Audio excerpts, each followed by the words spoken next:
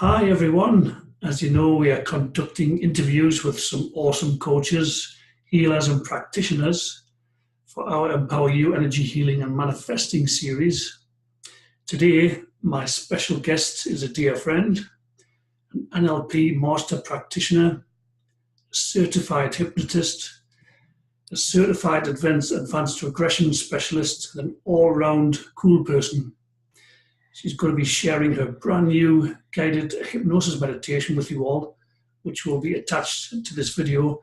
I'm so excited to bring you Lani Buess from lanibuess.com. Welcome, Lani. Well, hi, Daniel. Thank you so much for having me. It's an honor to be here, really. So I'm excited for this. And thank you for being here. I know I say this, but I've been looking forward to this one. So, so what's the weather been like in New Jersey today?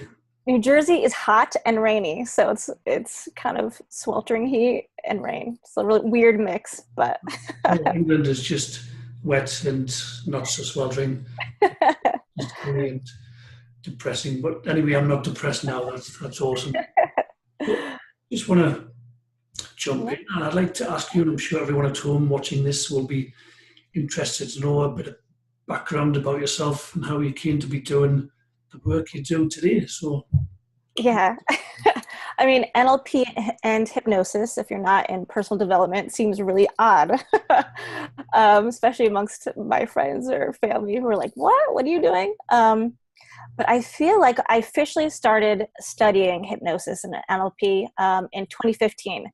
But I think my journey started like much earlier, maybe like when I was a kid, in various different ways.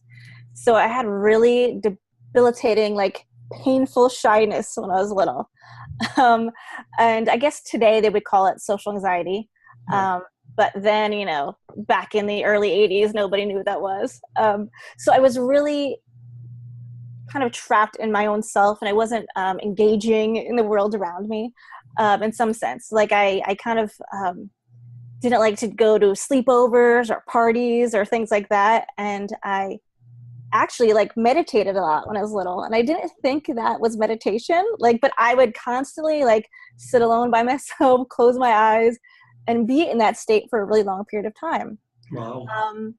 Yeah. So I was, even though like I didn't have a group of, friends, large group of friends, like I was pretty content as a kid because I just stayed in my imagination, stayed in my own little world. But as life is, you get older and teenage years come and the reality of the world outside of you. And a lot of, I guess, worse anxiety started happening for me. Yes. And I was blowing off like, I didn't want to do certain things. I didn't do jobs that required like public speaking. I avoided, huge parties. It wasn't so, and at that time I forgot all about meditation. So I was kind of just like in this whirlwind of like chaos and anxiety, and I had really no outlet at the time. So it was around 2015 when I started the studies. And at that time, I was starting to slowly come out of my shell, but I was kind of white knuckling things. Like I was forcing myself in uncomfortable like situations. I became a reporter, did all these like outgoing things, but in like a really stressful way of doing it.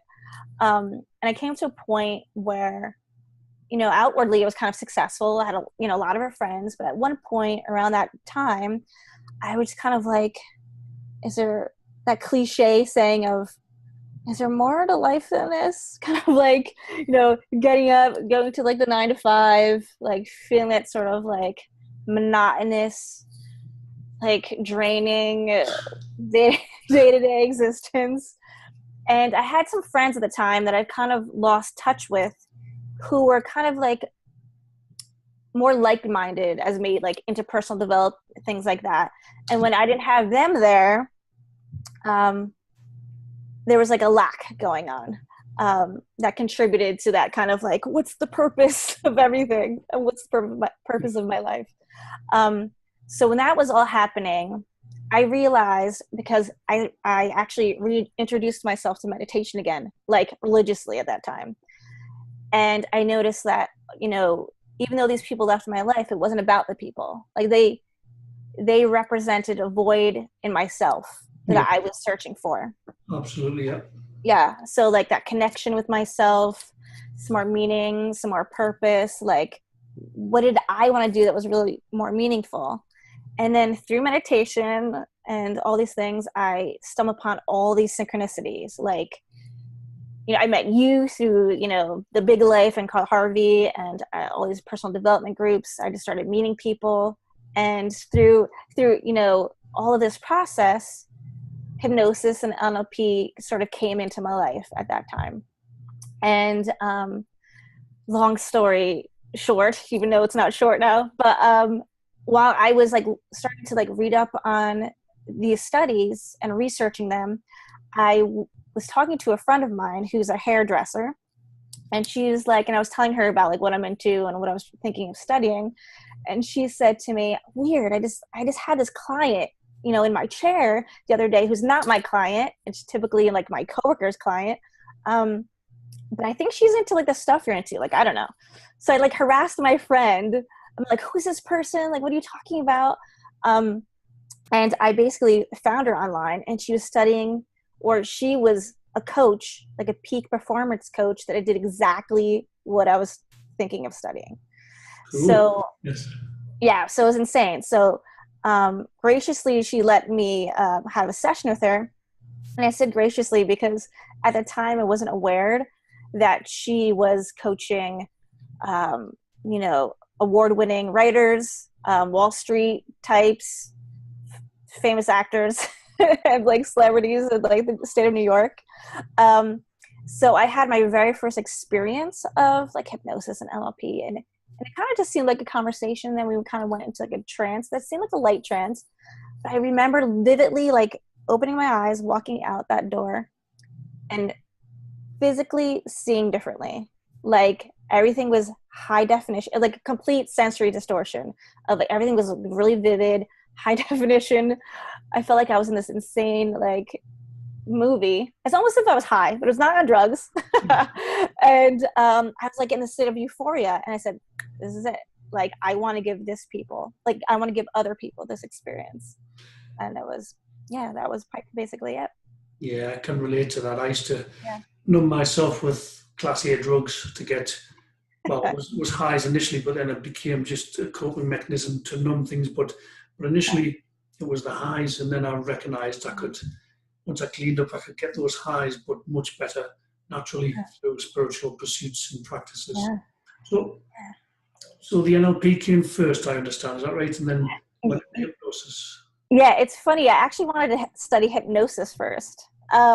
But I was like, what is this NLP thing? It just seems odd and weird. And it's like the study is like intense. I'll do that first. I'll just see like if I like it or not. So I started it backwards. But then, yeah, then the hypnosis came second. But they're really kind of like, to me, hypnosis and NLP are kind of like the same coin, but just opposite sides of that same coin. So, yeah. So they kind of complement each other. Or the, yeah. All right. That's Yeah. really interesting. What would you say your biggest challenges have been as a, before you became a therapist or a practitioner? And Biggest challenges beforehand? Well, I think in some ways, like I've always had struggles with anxiety or anxiousness. So that's something that I've worked a lot with, knowing now tools and techniques to help myself through those. yes. And even like before a session, even to this day, as you know, I'll get a little nervous before I have sessions with people, you know, like, you know, you want to do really good. You want to put like your heart and soul into it. You're like, oh, I just want to give them my all. And like, what if they don't respond the way I want them to respond? Like, you got to take yourself out of that ego state and be like, you know, it's all about them. You know, we're providing value for them, but you kind of sometimes get caught up in that anxiety or anxiousness of, you know, of just wanting to deliver 100%, you know? So Absolutely, yeah. See, I'm aiming to that. And I think it's part of the process, part of the journey, feeling attached to outcomes, yeah, feeling nervous. And I think, I've been doing this for quite a while now, it's a bit longer than I care to admit. I still sometimes get a bit nervous before a session, nervous before doing this interview. So I think it yeah, just proves that you care, doesn't it? It just proves that you're taking it seriously and you want to give value to people's lives and you want to make a difference. So yeah, only definitely. that nervousness be there, some. Yeah. So, um, so we kind of touched on this a little bit, but what would you say are your favorite aspects of doing this work? Oh, well, there's a few. So I love just connecting with people. Like I think I have a background in journalism. So I've always loved, and it's funny, like I've always loved the interview part of things and learning about people as opposed to actually do the writing back then. So now I kind of get to do that in a different way. Like now I get to learn about somebody and like have no judgments because that's easy for me because I come from being objective background, an objective person from my background. Yeah. So just learning about someone and learning how they tick, I think is the most fascinating part. So it's that connection and then learning what they're doing that's causing them to get stuck in whatever state they're in. And then me figuring out like puzzle pieces, like, all right, like maybe if I do this or maybe if I do that. And it's us working together as a team to figure out how they process their information, like how they process their life, how they're filtering in information, and how to get them, like shift them into a better way of dealing or managing or overcoming things in their world. So it's that.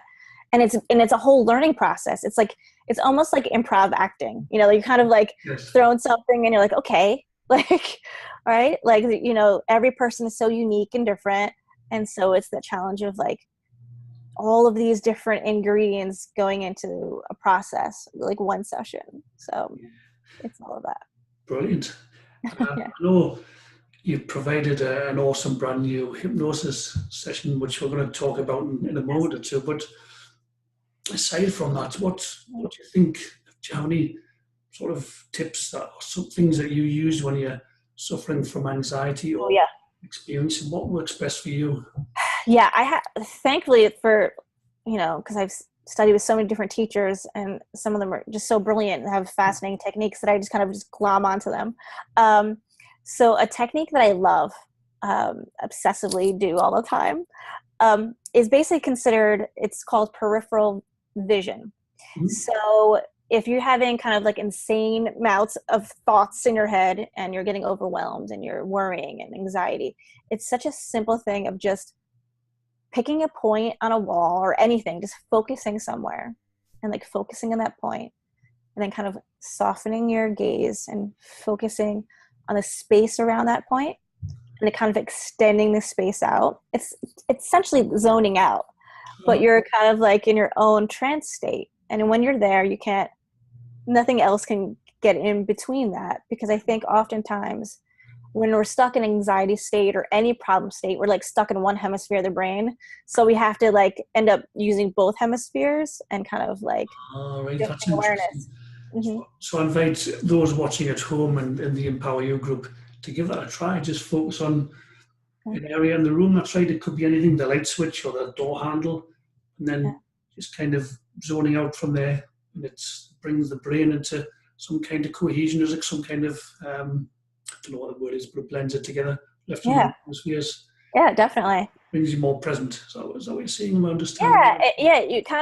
You kind of zone out. So all those thoughts just kind of disappear because you become very aware of, it's basically like redirecting your focus and your attention. I mean, you could do anything, like especially with technology nowadays, like people get stressed out or they see a text message. I mean, you can do it with your phone. You know what I mean? You can look at your phone, look at space around your phone.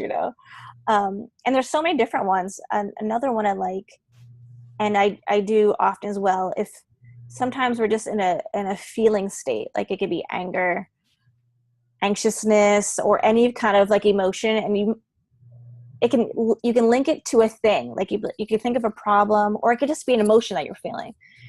It's basically essentially like a drop through. So you think about that feeling, say it's anger, and you just hold on to it long enough for you to discover what lies beneath what lies underneath that anger. Yes. For some, it goes from anger to maybe like sadness, and you keep dropping through until you get past a neutral state. And usually you're just like, oh, I feel happy now, or whatever. You're like, it's so easy, it might take a while, but you can drop through all of the emotions because it's like an onion. Like emotions are just like layers of an onion. And so you drop through and you either go to neutral state or beyond that, a positive state, and then bring it up to that initial problem you had and see how it shifts.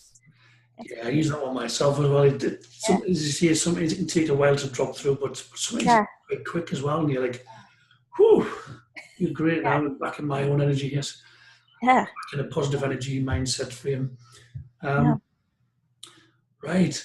Yeah. Now, I want you to talk to our viewers about your brand new audio. I must admit, you sent it to me this morning and I had a listen to it and I thought it was fantastic.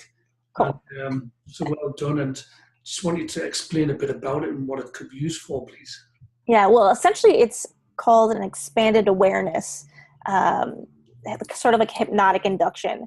So I think it's great for when you're just kind of feeling stuck and you don't know, it doesn't have to be like a certain specific problem, but it could just be like a state of mind, or you can have a problem. But it's just an ambiguous, kind of vague, an experience that you just allow your mind to kind of wander around into this expansiveness. So it's kind of like we're talking about the drop through. This is sort of like dropping into a deeper, going deeper within with countdown, like like from a 1 to 10 or so. Yeah. And then you just see where your mind goes. For some, it could take you anywhere. It can take you to past memories. For some people, you can think about a medical issue or a pain that you're experiencing, and bring yourself in, like basically deliver healing to yourself. Or if you have a problem or like a question, a nagging issue that you can't have answers, you don't have answers.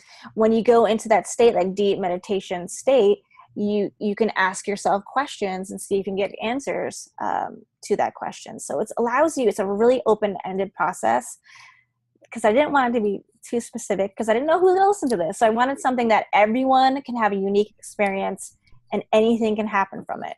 So that's what I hope I provided. Yeah, absolutely. As I say, for those listening, watching at home, I recommend you put some headphones on. Yes. Just allow yourself to be guided by the expert Lani Buess and enjoy and offer some feedback afterwards. I really do invite you to give yourself this gift, and thank you for sharing it. No, it's my pleasure. Do you have any final thoughts, Lani, before we wrap things up? Wow, final thoughts. I'm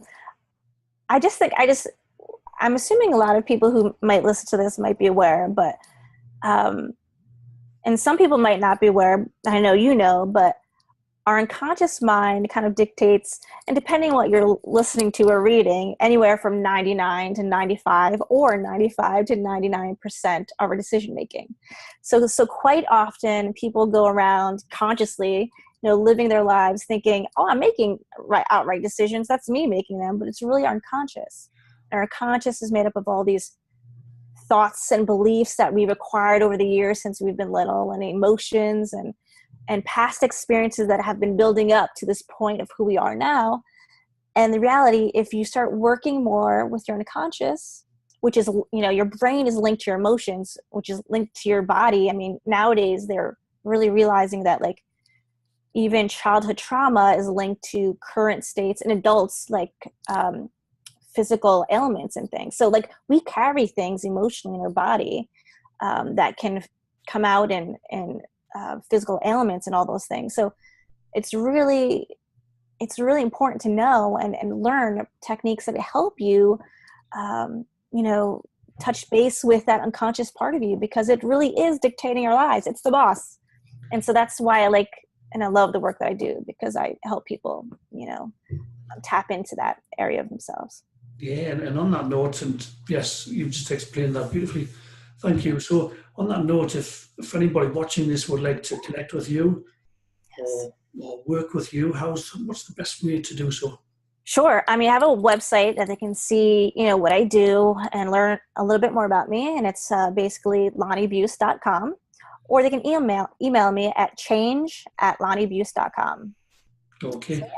You've got a Facebook page going on as well. It's Facebook page. So it's Lani B, change agent. And I have a YouTube as well. So if you go anywhere on those website or Facebook page, you'll probably find my YouTube page as well somewhere. Yeah. So for those watching, if you've got value from this interview, and as I say, the attached audio, I'm sure you'd love to hear some feedback from that. I would love to hear some feedback.